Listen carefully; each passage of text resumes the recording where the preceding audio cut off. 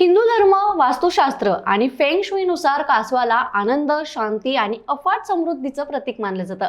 धार्मिक श्रद्धा आणि पौराणिक कथांनुसार विश्वाचे पालन करता भगवान विष्णू यांनी समुद्र मंथनाच्या वेळी कच्छ म्हणजेच कासवाचं रूप धारण केलं होतं. म्हणून कासवाला फार महत्त्व आहे. अनेकांच्या घरात कासव असतो, पण कासव ठेवण्याची योग्य दिशा कुणाला माहीत नसते. सर्वात महत्त्वाचं म्हणजे घरात किंवा कार्यालयात कासव ठेवल्याने आर्थिक अडचणी दूर होतात.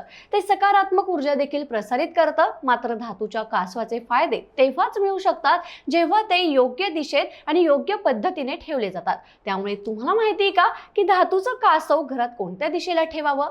तर फेंग शुईनुसार जर तुम्हाला तुमच्या घरात पितळेचं किंवा अष्टधातूचं कासव ठेवायचं असेल तर त्याच्या खाली पाणी असणं आवश्यक आहे. कारण कासव हा पाण्यात राहणारा प्राणी आहे. म्हणून धातूचं कासव ठेवण्यापूर्वी एका भांड्यात पाणी ठेवा. धातूचं कासव घरातील देवघरात ठेवा.